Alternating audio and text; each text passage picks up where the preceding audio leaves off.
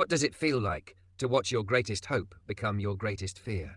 To see the chosen one you believed in transform into the very darkness you fought against? Today, we're diving deep into one of Star Wars' most heartbreaking untold stories, the perspective of Qui-Gon Jinn's Force ghost, as he witnessed Anakin Skywalker's fall to become Darth Vader. I'm your host, and this is a story about faith, failure, and the crushing weight of watching someone you love destroy everything you believed they could become. We'll explore the canonical hints, the emotional implications, and what this means for our understanding of destiny, choice, and redemption in the Star Wars universe. But before we begin, let me ask you this. If you could have prevented one of the galaxy's greatest tragedies, but only through breaking your deepest principles, would you have done it? That's the question Qui-Gon's spirit grappled with for 20 years. Let's start with what we know. Qui-Gon Jinn didn't just discover Anakin Skywalker, he staked his entire legacy on him. This wasn't casual mentorship. This was a Jedi Master willing to defy the Council, break with tradition, and literally bet everything on a 9-year-old slave boy from Tatooine. I believe Anakin is the chosen one. You must see it. These weren't just words to Qui-Gon. They were prophecy made manifest. When he looked at that child, he saw the end of the Sith, the balance of the Force, and the salvation of the galaxy. Now imagine being Qui-Gon's Force ghost, existing in that liminal space between life and death, watching as your greatest conviction becomes your greatest nightmare. The boy you died protecting doesn't just fall to the dark side, he becomes its most terrifying enforcer. But here's what makes this even more tragic. Qui-Gon's consciousness likely awakened in the Force, during or shortly after his death. According to expanded materials and hints in the Clone Wars, he was still learning to manifest as a Force ghost during the Clone Wars. This means he was probably aware on some level of Anakin's struggles with attachment, anger, and fear. Imagine watching helplessly as every warning sign you might have caught as a living mentor passes by unheeded. The possessiveness over Padme, the anger at the Tusken Raiders, the growing frustration with the Jedi Council, all things Qui-Gon, with his unconventional approach and deep understanding of Anakin's unique nature, might have addressed differently. This brings us to one of the most painful aspects of Qui-Gon's spectral perspective, watching the Jedi Order fail Anakin in exactly the ways he feared they would. Qui-Gon had always been something of a maverick. He believed in the living Force, in following your instincts, in bending rules when compassion demanded it. The Council called him rebellious, but Qui-Gon understood something crucial. Rigid adherence to dogma could be just as dangerous as falling to the dark side. When the Council reluctantly agreed to train Anakin, they did so with reservations, conditions, and a fundamental misunderstanding of who he was. They saw his age as a liability, his emotions as weakness, his power as something to be contained rather than guided. Qui-Gon's Force ghost would have watched Obi-Wan, his own devoted former Padawan, try his best, but ultimately struggle to connect with Anakin's emotional needs. Not because Obi-Wan wasn't a good master, but because he was trained in the old ways, the ways that Qui-Gon had already begun to question.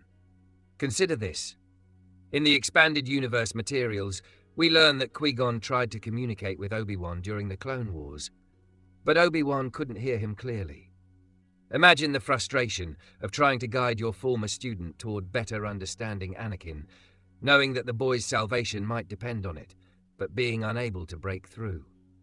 The Mortis arc in the Clone Wars becomes even more significant from this perspective. When the son shows Anakin visions of his future as Vader, and when the father erases those memories, Qui-Gon's spirit would have known this was a crucial turning point. The knowledge of his destiny might have changed everything, but the choice was made to let fate take its course. Did Qui-Gon agree with this decision, or did he rage against it? Knowing that Anakin deserved the chance to choose his path, with full knowledge of the consequences. Now we reach the most agonizing part of this story, Order 66, and Anakin's transformation into Darth Vader. Picture Qui-Gon's consciousness, experiencing the deaths of thousands of Jedi simultaneously through the Force. The younglings in the temple, Master Windu, the scattered Jedi across the galaxy. Each death would have been a dagger through his spirit, but none more so than watching Anakin be the instrument of their destruction. The boy he had seen as the galaxy's salvation was now leading clone troopers to slaughter children. The Chosen One had chosen, and he had chosen darkness. But here's where Qui-Gon's unique perspective becomes crucial. Unlike the living, who might see only the horror of Vader's actions, Qui-Gon would have understood the cosmic balance at play. The prophecy never said how the Chosen One would bring balance, only that he would. In those long, dark years of the Empire, as Qui-Gon watched Vader become more machine than man, more darkness than light, did he ever doubt the prophecy? Did he wonder if he had misunderstood the will of the Force entirely? The canonical answer, based on later developments, suggests he never lost faith. But the emotional reality must have been devastating. Every atrocity Vader committed, every Jedi he hunted, every innocent life extinguished. Qui-Gon bore partial responsibility for it all. He was the one who insisted Anakin be trained. He was the one who proclaimed him the Chosen One. 20 years of watching the boy you believed in become the galaxy's greatest monster. 20 years of seeing hope crushed under Imperial rule. 20 years of questioning whether your faith had doomed the galaxy. But then, something changed. A new hope emerged, literally. When Luke Skywalker stepped onto the galactic stage, Qui-Gon's perspective would have shifted dramatically.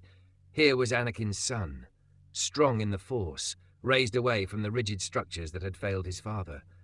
More importantly, here was someone who could reach Vader in a way no one else could. The revelation of Luke's parentage wasn't just shocking to audiences. It would have been the first real hope Qui-Gon had felt in decades. The Chosen One had created another hope for the galaxy, someone who shared his bloodline and his potential, but not his trauma. Qui-Gon would have watched Luke's training with Yoda with particular interest. Unlike Anakin, Luke was being trained by someone who understood the limitations of the old Jedi ways. Yoda had learned from the Order's failures, had spent 20 years in exile. Contemplating what went wrong, but more than that, Luke represented something Anakin never had, the freedom to choose his path without the weight of prophecy and expectation. No one called Luke the Chosen One. No one placed the galaxy's fate explicitly on his shoulders. He was free to be a hero, because he wanted to be, not because destiny demanded it. And in that freedom, Luke found the strength to do what no one else could. He refused to give up on Darth Vader. When everyone else saw only a monster, Luke saw his father. When everyone else counseled destruction, Luke chose redemption. This would have vindicated everything Qui-Gon believed about the power of compassion over dogma, of following your heart over following rules. Luke succeeded where the Jedi Order failed, not because he was stronger or more skilled, but because he was willing to love unconditionally. The moment Vader chose to save Luke and destroy the Emperor was the moment 20 years of anguish finally made sense to Qui-Gon's spirit. The Chosen One had fulfilled the prophecy, just not in the way anyone expected. Balance came not through destroying the Sith while remaining in the light, but through experiencing both sides of the Force, and ultimately choosing love over power, sacrifice over selfishness. In those final moments, as Vader died in Luke's arms, Qui-Gon would have felt a complex mix of vindication, grief, and profound sadness. His faith had been justified, but at such a terrible cost. The galaxy was free, but millions had died. Anakin was redeemed, but decades too late for the younglings, for Padme, for all the Jedi who fell. When Anakin appeared as a Force ghost, alongside Obi-Wan and Yoda, imagine that first meeting with Qui-Gon's spirit. What would they say to each other? How do you greet someone whose fall you couldn't prevent, whose redemption you never stopped believing in? The canonical materials suggest that Force ghosts exist in a state of peace and understanding, but the emotional complexity of this relationship would be staggering. Qui-Gon would feel responsible for Anakin's fall, but vindicated by his redemption. Anakin would understand the burden his master carried and the faith that never wavered. This is where the deeper meaning emerges. Qui-Gon's unwavering belief in Anakin, even through the darkest years of the Empire, represents something profound about faith itself. True faith isn't just believing when things go according to plan, it's maintaining hope when everything seems lost. So what does Qui-Gon's perspective teach us about the Star Wars saga and about life itself? First, it shows us that prophecies are often fulfilled in unexpected ways. The Chosen One did bring balance to the Force, but through darkness as well as light, through fall as well as redemption. Sometimes, the path to salvation leads through damnation. Second, it illustrates the danger of rigid thinking. The Jedi Order's inflexibility contributed to Anakin's fall, while Luke's willingness to see beyond appearances enabled Anakin's redemption. Qui-Gon, even in death, represented the living Force's call to adapt and empathize rather than simply follow rules. Third, and perhaps most importantly, it demonstrates the power of unconditional faith in someone's capacity for good. Qui-Gon never stopped believing in Anakin, even when Anakin stopped believing in himself. That faith, transmitted through Obi-Wan to Luke, ultimately saved the galaxy. In our own lives, we all have moments when we must choose between rigid adherence to principles and compassionate flexibility. We all have people in our lives who fall short of their potential, who make choices that disappoint us, who seem beyond redemption. Qui-Gon's story reminds us that faith, real faith, endures through the darkness and believes in the possibility of return. The Jedi Master, who died believing in a slave boy from Tatooine, ultimately saw that boy become the galaxy's savior. Not despite his darkness, but because he learned to overcome it. That's a story worth believing in.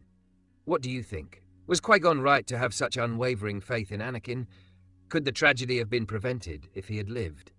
Let me know in the comments below. And don't forget to subscribe for more deep dives into the emotional truths behind our favorite stories from a galaxy far, far away.